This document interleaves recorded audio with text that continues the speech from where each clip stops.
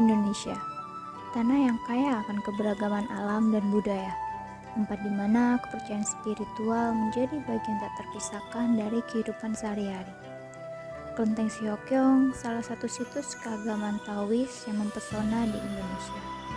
Tempat ini menjadi rumah bagi kepercayaan Taois yang telah membawa pesan kedamaian dan kebijaksanaan selama berabad-abad.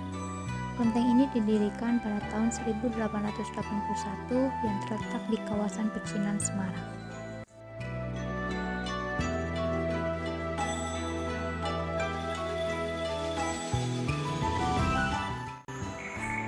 Kalau sebenarnya siapa itu masih kurang begitu jelas ya. Cuma dulunya saya dengar dari orang yang senior-senior itu adalah ada 9 orang yang mengusulkan untuk mendirikan kelenteng Sihokyong. Di antara ada 6 itu adalah bos-bos.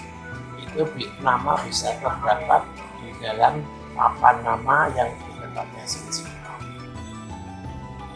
Aku kurang begitu paham ya apa Pak. Cuma yang satu adalah Mauli sebagai pendiri.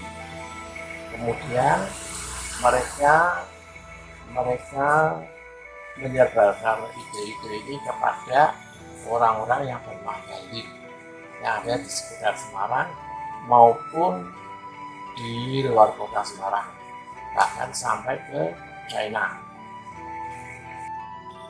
Lebih ada 90 orang yang ikut mendonor pembuatan kelenteng sendiri. Kurang lebih 90 orang. Bukan Konghucu ya, seharusnya Taois ya, kelenteng itu termasuk Taois. Di dalamnya tuh memang ada apa itu namanya Kimsin itu istilah Chinese ya, tapi kalau di sini punya patung. Itu ada Konghucu ada itu, ada di situ. Cuma terutama adalah Dewa Bumi dan tuan rumah. Tuan rumahnya itu adalah Maco Ginsang Singhu.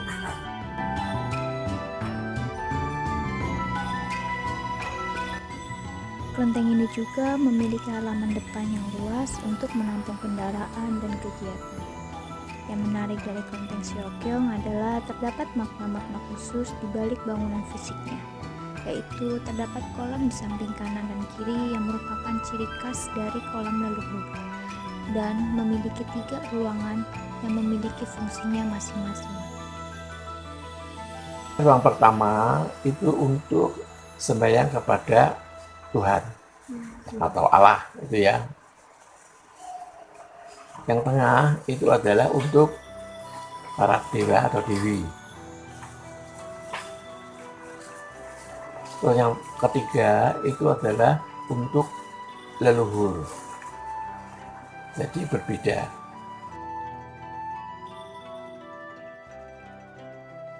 Biasanya tuh mereka tuh menggambarkan seperti Bulu Bangau. Identitasnya seperti panjang umur. Kemudian binatang kirin itu sebagai suatu kedudukan. Kalau bunga-bunga itu kan bermacam, artinya ya kita itu hidup seperti bunga harus harum.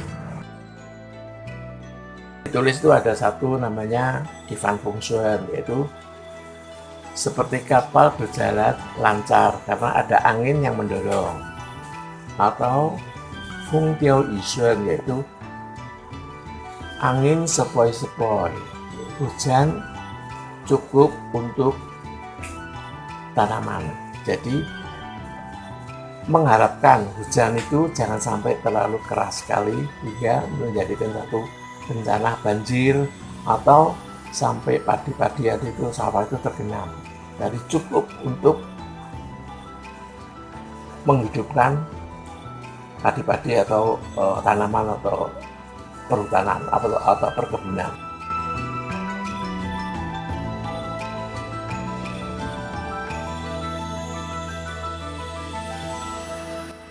Di dalam kelenteng ini terdapat beberapa altar pemujaan terhadap dewa-dewa, seperti Dewi Laut, Dewi Jodoh, dan Dewi Kelahiran. Dewi Laut dipercayai sebagai dewa utama di kelenteng ini. Saja, karena yang di tuan rumah itu kan namanya kan Dien Sang Senmu atau Dien Sang Senbu. Itu untuk di Indonesia lebih mudah, yaitu diberi nama Dewa Laut. Pada dasarnya dia itu adalah seorang anak pelaut, tukang ambil ikan bapak. Nah, dia itu punya sesuatu kesaktian, bisa mengerti kalau hari ini ada badai atau di ini ada angin besar, tidak baik untuk berlayar. Maka penduduk itu diberitahu. Dia itu melihat sesuatu keistimewaan ya, keajaiban yang di dalam tubuhnya. Maka setelah dia meninggal, dijadikan Dewa Laut.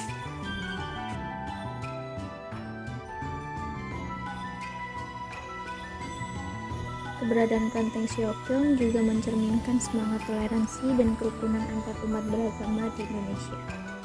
Di sini kita melihat keberagaman agama tidak hanya menjadi ciri khas, tetapi juga menjadi sumber kekuatan dalam menyatukan masyarakat Indonesia.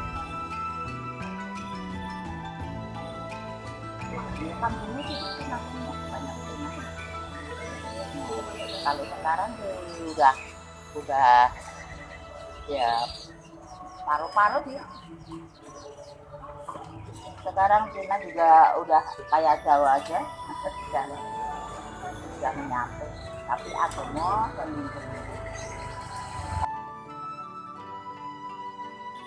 Selain keindahan-keindahan tersebut, kelenteng Syokyong ini memiliki masa-masa sulit di masa lampau. Ya, tentunya ada waktu zaman Orde Baru itu tentunya kelenteng itu tidak bisa direnovasi, walaupun mau ambruk aja ya biar ambruk, tapi tidak diperbolehkan untuk direnovasi. Jika mau renovasi harus minta izin. Tentu izin itu tidak mungkin bisa terjadi, memang sengaja dimatikan. Cuman kegiatan di dalam kelenteng boleh, eks keluar tidak boleh. Seperti kalau ada barongsai, ada liok, ada apa yang di luar kelenteng tidak diperkenankan. Tentunya itu kita tidak bisa menembus sampai ke departemen. Cukup dengan kelurahan dan kecamatan. Cukup itu sama PDK ya. Diam aja Rabu itu ya nggak usah sampai nembus ke jauh ke situ. Cukup dengan kelurahan maupun Pak Camat. Itu tahu ya sudah. Mereka juga bertoleransi. Kalau yang kamu ke atas ya sulit.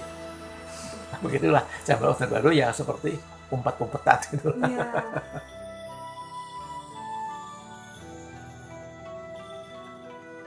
Kelenteng Syokyong adalah salah satu warisan budaya yang patut dilestarikan dan dihargai.